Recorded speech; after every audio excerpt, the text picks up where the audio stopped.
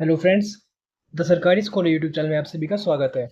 My name is अंकुर वर्मा और इस video में आज का हमारा जो टॉपिक है वो है कि आप बिना तैयारी किए या बिना पढ़े किस तरह से आप अपने क्वेश्चंस को करेक्ट कर सकते हैं एक डिफरेंट अप्रोच से।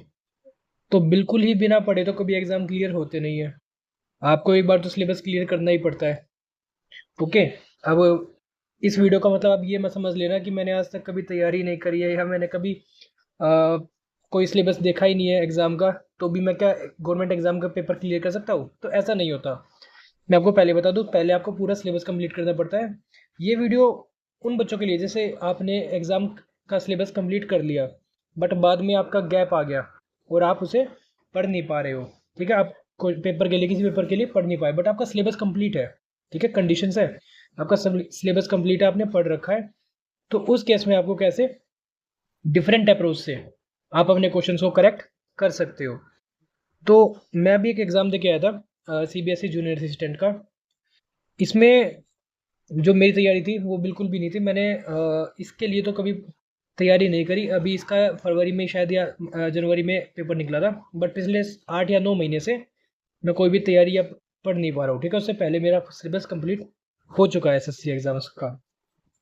तो इस वीडियो में हम डिस्कस करेंगे कि जो आपके जीके के क्वेश्चंस है उन पे आप कैसे किस तरह से अप्रोच लगा सकते हो, उन पे सही करेक्ट गेस लगा सकते हो और अपने जो मार्क्स है उन्हें आप अच्छे कर सकते हो और इवन एग्जाम भी क्लियर कर सकते हो। ठीक है, तो ये मैं एग्ज़ाम दे के आया था और ये एग्ज़ाम मेरा क्लियर भी हो गया है, वो भी जबकि मैंने इसके लिए कोई स्पेशल तैयारी नहीं की है। कुछ अप्रोच होती है, कुछ ट्रिक्स होती है, उन्हें हम इसे करेंगे। और कोई भी ट्रिक्स बिना पढ़े कभी कामयाब नहीं होती, तो क्या आपको कभी ना कभी तो उसके लिए पढ़ना ही पड़ता है पहले। सो हमारा पहला क्वेश्चन हम देखते हैं। The fifth general elections in India was held in 1971। When was the six general election? Bharat में पांचवा आम चुनाव वर्ष 1971 में हुआ था। छठा आम चुनाव निम्नलिखित में से किस वर्ष में हुआ था? सो आपके ऑप्शंस दे रखे हैं। अब इतना तो सभी को पता है कि 1971 में जो चुनाव हुआ था, कोई भी चुनाव होते हैं तो 5 साल के डिफरेंस में होते हैं, तो इतना इजी तो सवाल पूछा जा नहीं सकता। अगर पूछ भी ले तब भी आपको करना है। ठीक है, सबसे पहले तो माइंड में यही आएगा। ऑप्शंस देख लेते हैं हम। 1975, 1976, 1977 और 1978। अगर अब इसमें कोई देखे तो जिसको नहीं पता होगा कुछ इवेंट्स के बारे में, तो वो क्या करेगा, 1976 लगा देगा भाई। 1971 में 5 जोड़े और बन गया आपका 5 साल में बन गया 1976। बट ऐसा नहीं हुआ था। उस समय आपकी 1975 में इमरजेंसी लगी थी। ठीक है, 1975 में इंदिरा गांधी के टाइम पे इमरजेंसी लगी थी और वो आपकी लगी थी 1975 में, जो कि रही थी 2 साल। कितने साल रही थी? 2 ईयर्स रही थी। और अगर आप इसमें जोड़ो तो 2 साल बाद वो खत्म हो गई थी। उसी के बाद आपके जनरल चुनाव हुए थे। तो कब हुए थे आपके? 1977। इसमें हमने जोड़ दिया 1977। तो ये हो गया। इसके बाद मैंने रीचेक और किया इसे दूसरी तरीके से। दूसरे आपके एक चुनाव हुए थे 1992 में। ठीक है, अब इमरजेंसी के बाद ऐसी कोई बड़ी घटना नहीं हुई जिससे कि आपके चुनाव जो है वो पोस्टपोन रहे। 1992 मुझे याद था, ठीक है, कि भाई 1992 में याद हुए थे इलेक्शंस, तो मैंने क्या किया, -5 किया। ठीक है, कितना आया? 1987। फिर -5 किया, कितना आया? 1982। फिर -5 किया तो कितना आया? 1972। और सॉरी 1977। तो यहाँ से भी मेरा एक जो है गैस वेरीफाई हो गया, तो इसीलिए मैंने इसका कर दिया 1977 और जो कि करेक्ट निकला। इसके बाद चलते हैं हम अपने अगले क्वेश्चन की तरफ। हमारा जो अगला क्वेश्चन है वो है, which of the following is a vernacular name of the national aquatic animal of India?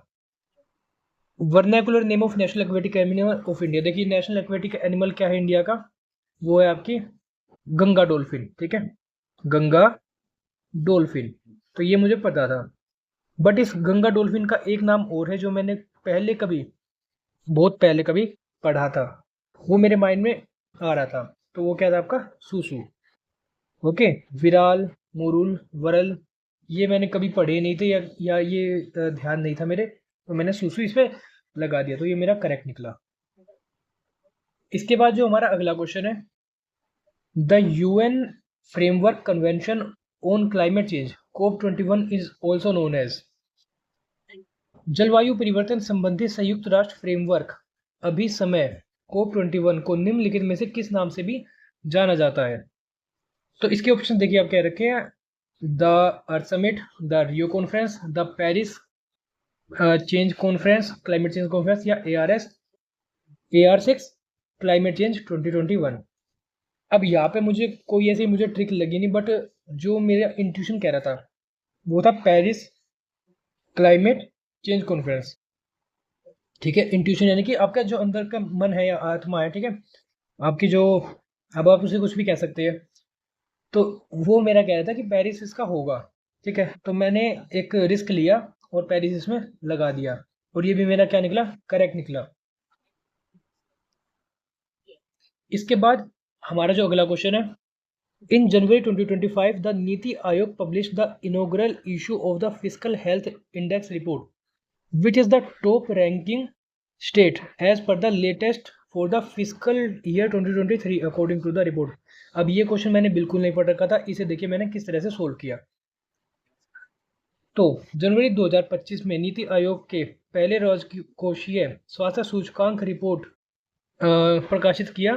तो इसमें जो टॉप का जो स्टेट है वो बताना है।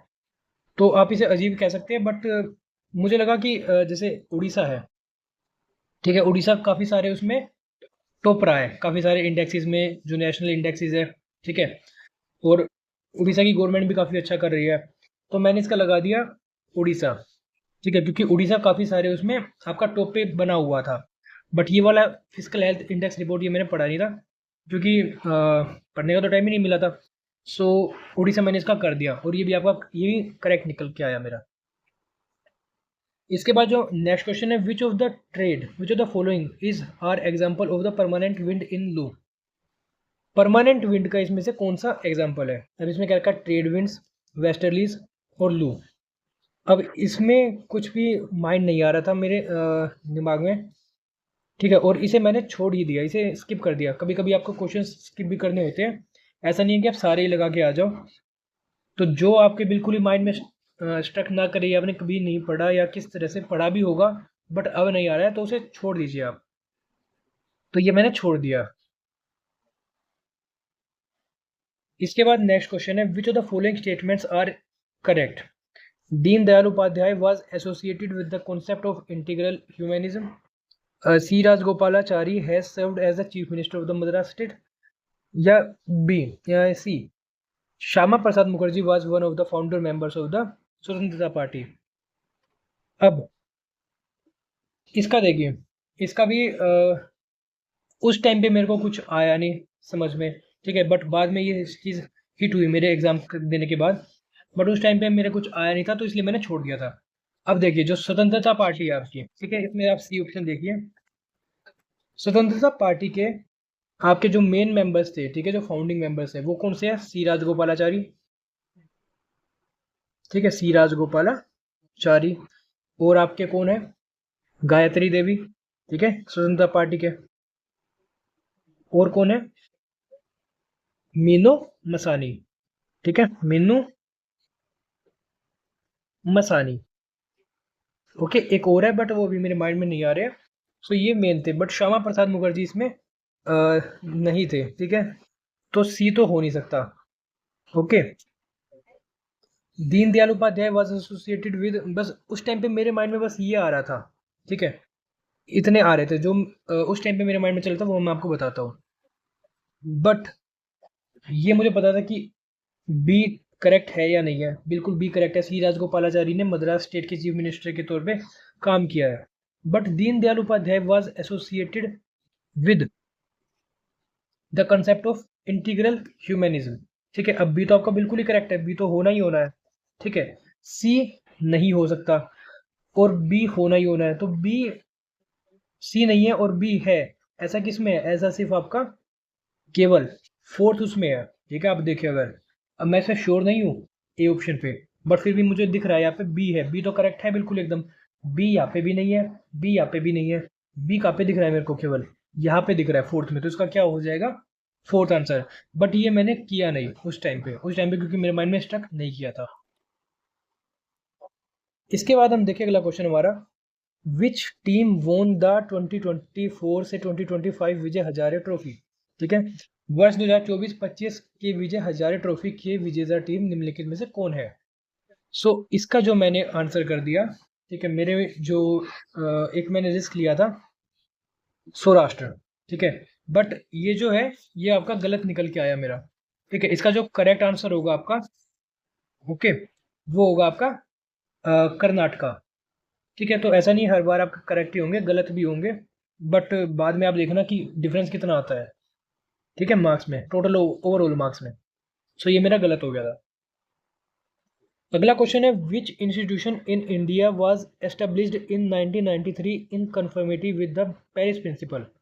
ठीक है, भारत की किस संस्था की स्थापना वर्ष 1993 में पेरिस सिद्धांतों के अनुरूप हुई थी। सो इसका जो है इसका आंसर, ठीक है, the national commission for protection of child rights, option देख लेते पहले हम। The national commission for women, ठीक है, उसके बाद है the controller and auditor general of India, okay, और national commission for protection of the child rights. So इसमें अब कुछ भी मेरे माइंड में उस टाइम पे नहीं आया, तो मैंने इसे छोड़ दिया। ठीक है, इसे मैंने स्किप कर दिया। ओके, और कई बार स्किप करना भी आपका एग्ज़ाम क्लियर करने में काफ़ी ज़्यादा बेनिफिशियल होता है। वो नेगेटिव मार्किंग, जो नेगेटिव मार्किंग दुखती है ना, ठीक है, जितनी ज़्यादा हो वो उतना ज़्यादा दुखती है, तो कभी कभी आपको स्किप करना भी पड़ता है। इसके बाद हम देखते हैं, what is the theme of the 2025 United Nations international year of cooperative. ठीक है, वर्ष 2025 संयुक्त राष्ट्र अंतर्राष्ट्रीय सहकारिता वर्ष का कथ्य निम्नलिखित में से क्या है।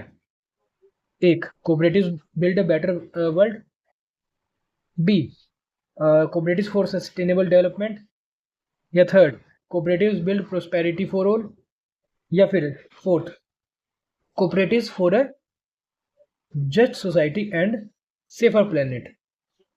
सो इसका जो है, मैं जो करके आया था वो करके आया था कोऑपरेटिव फॉर सस्टेनेबल डेवलपमेंट।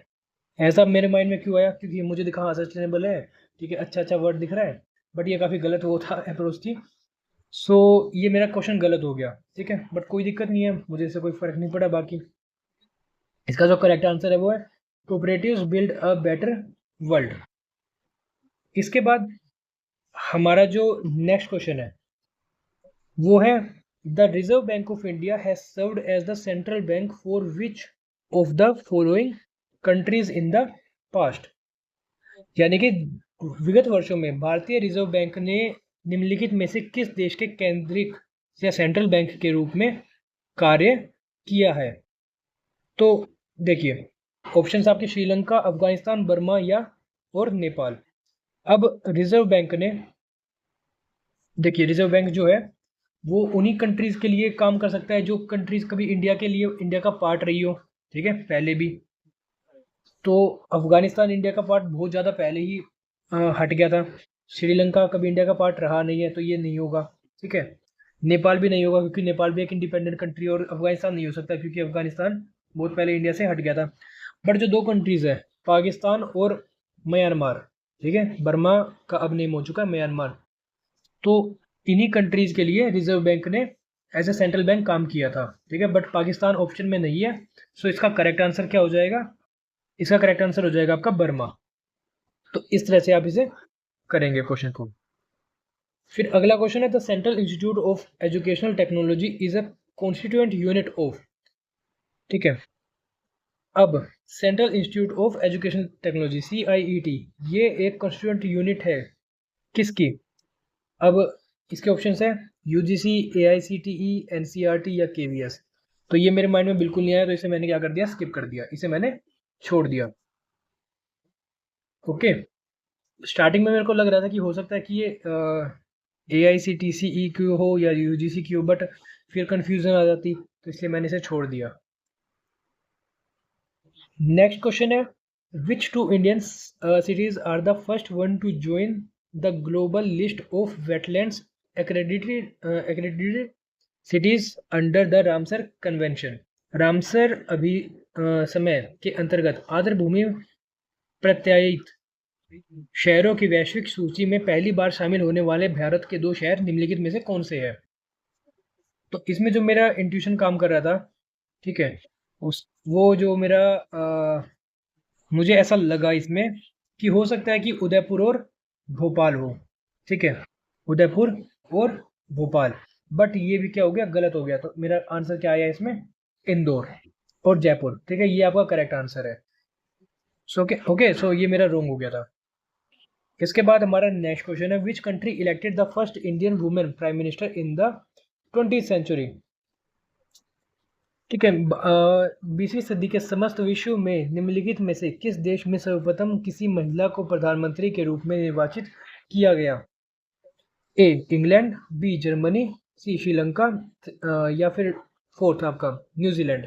तो इसका मुझे लगा कि न्यूजीलैंड हो सकता है, ठीक है, उस टाइम पे मुझे ऐसा लगा कि हो सकता है कि न्यूजीलैंड हो, क्योंकि माइंड में आया कि एक वाइट कंट्री है या फिर एक इंग्लिश स्पीकिंग कंट्री हो, तो हो सकता है कि वहाँ पे ऐसा हुआ हो पहले हो। बट ये मेरा रॉन्ग हो गया, करेक्ट। और मेरा क्या था करेक्ट आंसर, सी, ऑप्शन नंबर 3 श्रीलंका। अभी लग रहा है कि बहुत ज़्यादा गलत हो गया क्वेश्चन, ठीक है, बट बाद में आपको रिजल्ट में दिखाऊंगा, मुझे भी लग रहा था काफ़ी ज़्यादा गलत हो गए और है भी गलत, ठीक है, बट जीरो से तो बेटर आएगा रिजल्ट इसमें, आप देखिए। इसके बाद हमारा जो नेक्स्ट क्वेश्चन है, among the following which was the cheapest currency in the world at the end of 2024? वर्ष 2024 के वर्षांत में विश्व की सबसे सस्ती मुद्रा निम्नलिखित में से क्या थी? तो वियतनामी Dong, Indonesian rupiah, Iranian riyal या युगांडन शिलिंग। सो मैं इसमें कंफ्यूज था वियतनामी डोंग और युगांडन शिलिंग में, ठीक है, ईरानियन रियाल भी हो सकता था। ये सभी ऐसी कंट्रीज हैं जिनके काफ़ी लो करेंसीज अभी के टाइम पे जा रही है, बट मैं श्योर नहीं था, इसलिए मैंने क्या किया, इसे भी स्किप किया, इसे छोड़ दिया। Who among the following was awarded Kirti Chakra Chakra the second highest peace time gallantry award on the eve of the 76 republic day of India 2025? Current affairs का क्वेश्चन, ठीक है, उस टाइम में मैं अपनी जॉब में बिजी था, तो करंट अफेयर्स तो बिल्कुल ही पढ़ने का टाइम नहीं था, तो ये भी मैंने क्या किया, स्किप किया, क्योंकि नाम में जब नाम आ जाते हैं ना, और जो नाम आपने अभी सुने नहीं कभी, सो उस टाइम पे क्या होता है कि ऐसे क्वेश्चंस को स्किप करना बेटर होता है, नेम्स वाले क्वेश्चंस को, अगर आपको पहले से कोई इनके बारे में जानकारी नहीं है तब। इसके बाद हमारा नेक्स्ट क्वेश्चन है, who among the following is the author of मैं जब तक आई बहार, a poetry collection in Hindi language which was awarded साहित्य अकादमी अवार्ड 2024 इन हिंदी लैंग्वेज? सो ऑप्शन है जितेंद्र भाटिया, ममता कालिया, गगन गिल और मदन कश्यप। तो मुझे जो इसका आंसर लग रहा था वो लग रहा था ममता गिल, बट ये भी क्या हो गया, रॉन्ग हो गया, और करेक्ट आंसर क्या था इसका, गगन गिल था। इसके बाद नेक्स्ट क्वेश्चन है, world's first successful vaccine was created for which disease? दुनिया की पहली जो वैक्सीन है, ठीक है, सक्सेसफुल वैक्सीन, वो किसकी बनी है? अब देखिए इसमें दो में कंफ्यूजन हो सकती है, एक रेबीज और एक स्मॉल पोक्स।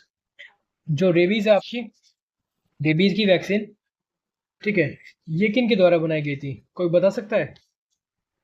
जो रेबीज की वैक्सीन है वो लुइस पास्चर, ठीक है, लुइस पास्चर के द्वारा बनाई गई थी सन 1885 में, ओके।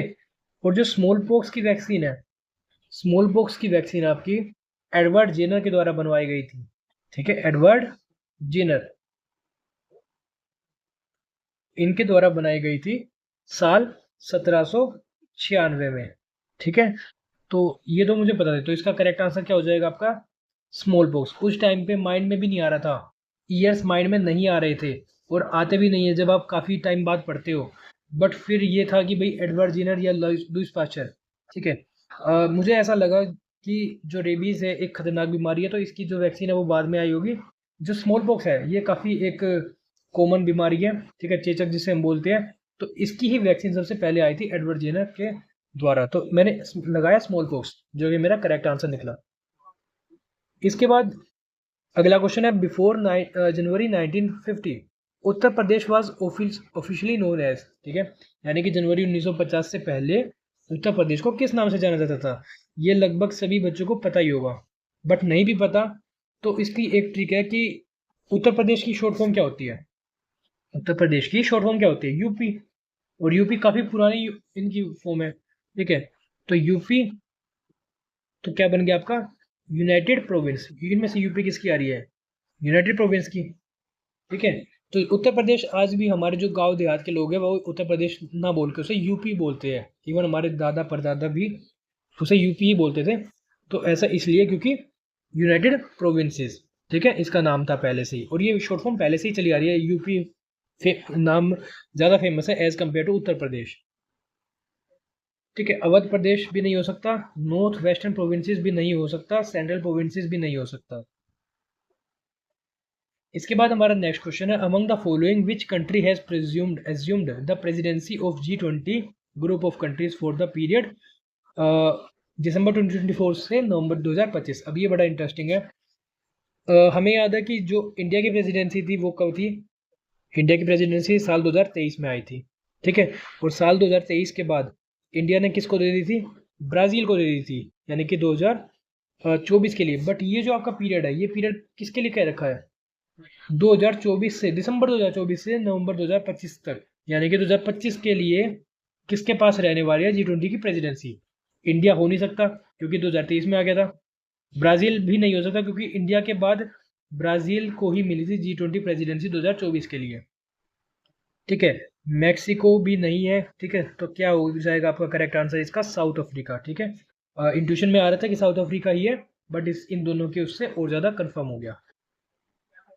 नेक्स्ट क्वेश्चन है, among the following tennis players who was inducted into the tennis hall of fame under the year या under the player category in 2024। Tennis hall of fame, ठीक है। ये मैंने क्वेश्चन पढ़ रखा था, 2024 का क्वेश्चन है, करंट अफेयर्स का। जो ये मैंने पढ़ा था वो कहाँ से पढ़ा था? स्पीडी जो बुक है, ठीक है, करंट अफेयर्स की, वो बुक काफ़ी अच्छी है, स्पीडी करंट अफेयर्स 1 ईयर। तो वहाँ से मैंने ये क्वेश्चन, वहाँ पे मुझे याद था कि भाई ये टेनिस हॉल ऑफ फेम है और किसका है? लिएंडर पेसिस में करेक्ट आंसर होगा इसका। सो ये आता था। इसके बाद हमारा जो नेक्स्ट क्वेश्चन है वो है, when was the constitution of India amended for the first time? Bharat के संविधान में पहली बार कब संशोधन किया गया? तो ये सबको पता है कि पहला संशोधन कब हुआ था? 1951 में हुआ था। इसके बाद हमारा नेक्स्ट क्वेश्चन है, which of the following was recognised as a classical language in India in 2024? तो कौन सी लैंग्वेज को क्लासिकल लैंग्वेज बताया गया है अब 2024 में, ठीक है। मैं जो इसका आंसर करके आ गया वो करके आ गया अवधि, क्योंकि मुझे लगा कि अवधि हो सकती है। इसका रीज़न क्या था कि मुझे ऐसा लगा कि ये क्लासिकल लैंग्वेज बना सकते हैं इसे, बट नहीं, क्लासिकल लैंग्वेज नहीं थी। यहाँ पे मैं गलत हो गया, ठीक। ये आपकी, इसका करेक्ट आंसर है असमीज। सो ये रॉन्ग हो गया। इसके बाद नेक्स्ट क्वेश्चन है, which film maker was honoured with Satyajit Ray lifetime achievement award at 55th international film festival of India? Again current affairs का क्वेश्चन, ठीक है। सो करंट अफेयर्स का ये मेरे को, मैंने पढ़ा नहीं था, ना ही मुझे ये याद था, ठीक है, ना ही मेरे माइंड में आ भी रहा था कुछ भी, क्योंकि ऊपर से फिलिप नोइस, मार्टिन सोरिस, सारे के सारे आपके क्या है? फॉरेन उसके हैं। अब इंडिया के होते नाम तो हम कुछ करते भी, ठीक है, बट इसमें रिस्क नहीं लेने का, इसलिए मैंने इसे क्या किया? स्किप कर दिया। इसके बाद जो नेक्स्ट क्वेश्चन है, कंसीडर द फॉलोइंग स्टेटमेंट्स, ठीक है। हमें इन फॉलोइंग स्टेटमेंट को बताना है। A, campos is a type of temperate grassland, ठीक है। B, campos is found in Brazil. देखिए ये भी मैंने पहले पढ़ रखा है, बट काफ़ी पहले, बट अभी माइंड में नहीं आता। जो कैंपोस है वो क्या है? ब्राज़ील से तो है, ये तो कंफर्म है, ठीक है, कैंपोस जो है ब्राज़ील से। बट ये कैंपोस एक तरह का क्या है? ट्रॉपिकल सवाना ग्रासलैंड है, ठीक है, ट्रॉपिकल सवाना ग्रासलैंड। ये मेरे को नहीं पता था, इसलिए मैंने दोनों को चूज किया। मुझे लगा कि ये टेम्परेट तो नहीं हो सकता, ठीक है, क्योंकि ब्राज़ील जो है आपका, ठीक है, ब्राज़ील में आपके क्या है? एक तरह से ब्राज़ील में अमेजन रेन फॉरेस्ट है, तो वहाँ पे ट्रॉपिकल जो फॉरेस्ट होते हैं वे ज़्यादा होते हैं। तो मेरे माइंड में ये आया कि टेम्परेट नहीं होगा, ये ट्रॉपिकल होगा। तो क्या किया मैंने? ओनली बी इज करेक्ट, ठीक है। तो ये इस तरह से मेरा ठीक हुआ। इसके बाद हम बात करते हैं अपने नेक्स्ट क्वेश्चन की। Who was the winner of Wimbledon 2024 men's singles final? 2024 का करंट अफेयर स्पीडी में से पढ़ा था, ठीक है। तो इसका जो आंसर है, ओके, विंबलडन 2024 का जो कार्लोस एल्कराज है, ठीक है, उन्होंने हराया था किसको? नोवाक जोकोविच को, ठीक है। इसका जो करेक्ट आंसर है वो क्या है? इसलिए मुझे ये याद था कि भाई कार्लोस एल्कराज तो है ही है वन। फिर भी एंड टाइम पे आप क्या होता है, जब आप एग्जाम में होते हो तब आप कंफ्यूज हो जाते हो। अब ये तो पता था कि इन दोनों में से ही कोई ना कोई है, बट ये याद नहीं आ रहा था कि कौन किसने किसको हराया। कभी नोवाक जोकोविच ने तो नहीं हरा दिया कार्लोस एल्कराज को, बट फिर कार्लोस एल्कराज मैंने माइंड में फिर भी हिट करा था, इसलिए मैंने रिस्क लिया, तो कार्लोस एल्कराज मैंने कर दिया। इसके बाद हमारा नेक्स्ट क्वेश्चन है, which festival celebrated in Nagaland every year in the month of December is known as the festival of festivals? सबको पता है, ज़्यादातर बच्चों को पता ही होगा, नागालैंड का जो फेस्टिवल होता है, फेस्टिवल ऑफ फेस्टिवल्स क्या होता है? सबसे इंपॉर्टेंट हॉर्नबिल फेस्टिवल। इसे कैसे याद रख सकते हो? नाग के सींग नहीं होते, ठीक है, नाग के सींग नहीं होते। सींग क्या होते हैं? नाग के या हॉर्न नहीं होते, ठीक है। तो इस तरह से आप इसे याद कर सकते हो, हॉर्नबिल फेस्टिवल। इसके बाद हमारा जो नेक्स्ट क्वेश्चन है, अभी ये बड़ा इंटरेस्टिंग क्वेश्चन है, और इसका जो सोल्व करने का तरीका वो भी मैंने बड़ा इंटरेस्टिंग सा लगाया था। Data from which two Indian states was not directly fed into UDISE plus portal of those and L for the UDISE report 2023 से 2024? तो किस कंट्री से जो है डाटा फीड नहीं किया गया था यूडाइस प्लस पोर्टल में? यूडाइस प्लस पोर्टल आपका क्या है? सीबीएसई का पोर्टल है, सेंट्रल गवर्नमेंट का पोर्टल है, ओके। और सेंट्रल गवर्नमेंट से ये आपके कुछ कुछ वो दे रखे हैं, Tamil Nadu and West Bengal, Kerala and West Bengal, Kerala and Tamil Nadu, Orissa and Tamil Nadu. तो इसमें मेरे माइंड में क्या अप्रोच लगाई कि तमिलनाडु और वेस्ट बंगाल यही दो स्टेट है जो भी थोड़ा डिफॉल्ट कर रहे हैं, या थोड़ा सेंट्रल गवर्नमेंट से जिनकी लड़ाई चलती रहती है, ठीक है। तमिलनाडु में एम.के. स्टालिन है, और बंगाल में आपकी दीदी जी है। सो ये जो दो स्टेट है ये लड़ते रहते हैं, तो हो सकता है कि इन्होंने ना दिया हो, तो मैंने क्या किया, तमिलनाडु और वेस्ट बंगाली करेक्ट आंसर कर दिया, और ये करेक्ट निकला भी मेरा। इसके बाद हमारा नेक्स्ट क्वेश्चन है, consider the following statements. Scientists organise galaxies based on their shapes and physical features. Scientist जो होते हैं वो गैलेक्सीज का नाम, यानी कि आकाश गंगा का नाम उनकी शेप और फिजिकल फीचर पे रखते हैं, बिल्कुल, ठीक है। जैसे मिल्की वे है, हमारी एक स्पाइरल गैलेक्सी है, ओके। उनका जो भी फिजिकल फीचर्स होते हैं, मिल्की वे मिल्क की तरह दिखती है दूर से देखने पे, दूध की तरह, तो इसका नाम मिल्की वे रख दिया, तो बिल्कुल करेक्ट है ये, ठीक है। ये तो आपका हो गई। Milky way is a type of lenticular Galaxy. Milky way lenticular Galaxy है क्या? नहीं, मिल्की वे आपकी क्या है? एक स्पाइरल गैलेक्सी है। कैसी है? Spiral Galaxy. सो ये आपका नहीं होगा, तो करेक्ट आंसर क्या हो जाएगा आपका? ओनली ए इज करेक्ट, ठीक है। और ये भी मेरा क्या हो गया? करेक्ट हो गया। इसके बाद हमारा नेक्स्ट क्वेश्चन है, the mount burial system of the Ahom dynasty from the Assam which was inscribed as the UNESCO world heritage list in 2024। जो माउंट बरियल सिस्टम है आपका, यानी कि अहोम वंश का, अहोम वंश कहाँ पे है? असम में। और यहाँ पे जो बरियल यानी कि दफनाते थे, उस प्रक्रिया को क्या बोलते हैं, ठीक है, जिसे वर्ल्ड हेरिटेज लिस्ट में भी, यूनेस्को की वर्ल्ड हेरिटेज लिस्ट में शामिल किया गया है। सो अब बरियल सिस्टम में मेरे माइंड में आया कि देखिए पट्टाडकल तो नहीं होगा क्योंकि ये कर्नाटका का है, ठीक है। कर्नाटका के ग्रुप ऑफ मोन्यूमेंट्स को किसको बोलते हैं? ग्रुप ऑफ मोन्यूमेंट्स को पट्टाडकल बोलते हैं। यहाँ पे ग्रुप ऑफ टेम्पल्स है उन्हें बोलते हैं पट्टाडकल।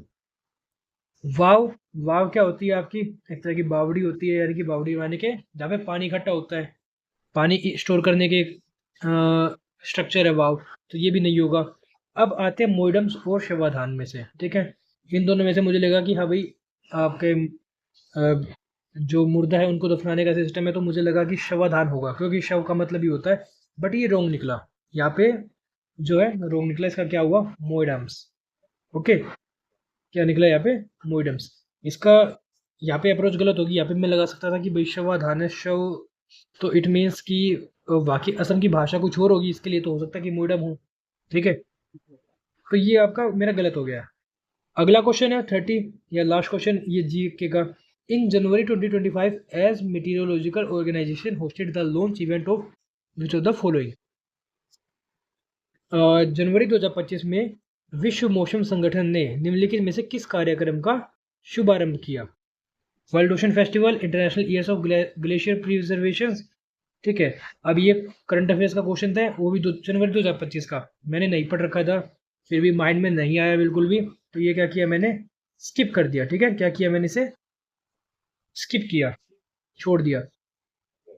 ओके, अब देख लेते हैं कि टोटल कितने ठीक बने और टोटल कितने गलत बने। सो मेरे पूरे जीके में मिला के 30 में से 15 करेक्ट निकले और 8 रोंग निकले।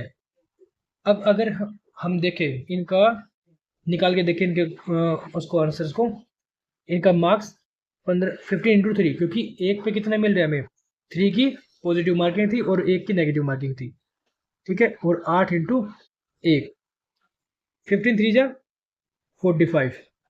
ओके, और माइनस में 8, तो मेरे जो आंसर, मेरे जो टोटल मार्क्स बने हुए कितने बने, 45 में से 8 गया 37। ठीक है, टोटल कितने मार्क्स बने, 37, जहाँ पे उम्मीद 4 या 5 नंबर की थी, क्योंकि पूरी तरह से जो क्वेश्चन आते थे वे तो मेरे को 4 या 5 नंबर के ही आते थे। टोटली क्या किया, मतलब जिन पे मैं एकदम श्योर था।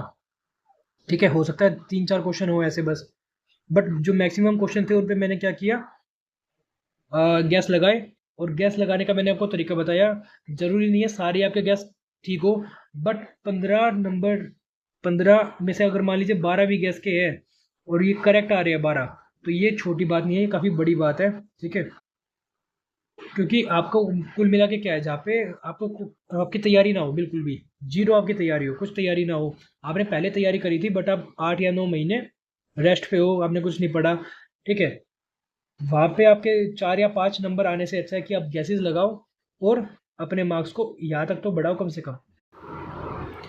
इसके बाद जो हमारा नेक्स्ट पार्ट था इसमें, वो था क्वेश्चन नंबर 91 से लेके और 100 तक। ये जो क्वेश्चंस थे ये स्कूल एजुकेशन से रिलेटेड थे क्वेश्चंस, जो कि सीबीएसई के एग्ज़ाम में आया था। सीबीएसई एग्ज़ाम पूछ रहा है तो स्कूल से रिलेटेड पूछेगा। इसमें काफ़ी बड़े बड़े क्वेश्चंस थे, तो मैंने 10 क्वेश्चन, इसमें 10 क्वेश्चंस थे।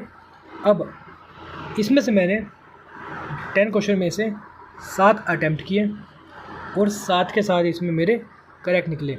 मैंने कभी इन क्वेश्चंस को नहीं पढ़ा, जितना आपने पढ़ा है वैसा ही मैंने भी पढ़ा, और मुझे नहीं लगता कि कोई एनईपी वगैरह 2023 की कोई देखता होगा एसएससी एग्ज़ाम्स के लिए। नेशनल एजुकेशन पॉलिसी पढ़ी भी होगी बच्चों ने, बिल्कुल। ठीक है, मैं डिनाई नहीं करता, हो सकता है इसमें मेरी किस्मत भी हो। ओके, कि 10 में से 7 अटैम्प्ट किए और 7 ही ठीक है, हो सकता है टोटली किस्मत की भी बात हो। बट जिस तरह से मैंने ऊपर वाले अटैम्प्ट किए थे उसी तरह के कुछ वो लगा के मैंने कुछ ट्रिक्स लगा के या कुछ अपने माइंड में वो लगा के किया मैंने इसमें भी। जैसे इसमें क्वेश्चन है कि what is the punishment for aggravated sexual assault under POCSO. So POCSO के अंडर कितने साल की सज़ा होती है। अब इस पोक्सो जो है काफ़ी ज़्यादा ख़तरनाक एक ऑफेंस माना जाता है। ठीक है, चिल्ड्रंस का सेक्सुअल हरेसमेंट एक काफ़ी ख़तरनाक वो माना जाता है, तो इसकी सज़ा भी काफ़ी हाई होगी। ठीक है, 7 ईयर्स तो नॉर्मल देखते ही है, बट मेरे माइंड में आया कि 7 ईयर्स से ज़्यादा ही रखी होगी। ठीक है, गवर्नमेंट ने इसकी, तो इसकी जो पोक्सो की है वो मैंने लगा दी 10 ईयर।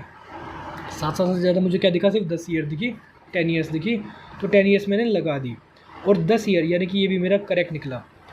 टोटल मैंने कितने किए थे, 10 क्वेश्चन थे, 7 मैंने टोटल किए और 7 के साथ क्या निकले, करेक्ट निकले।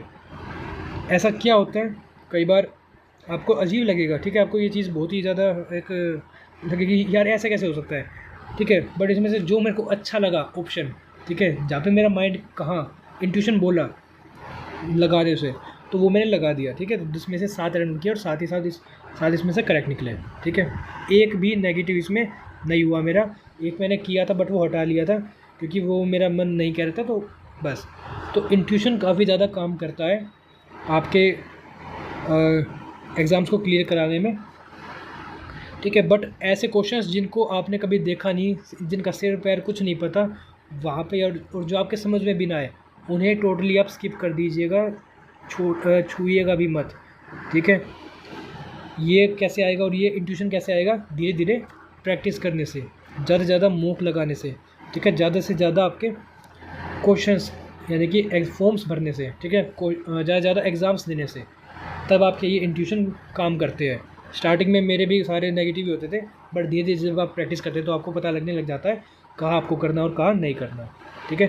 तो ये मैंने ट्राई किया, कुछ आपकी हो सकता है इससे कुछ हेल्प हो या ना भी हो, ओके।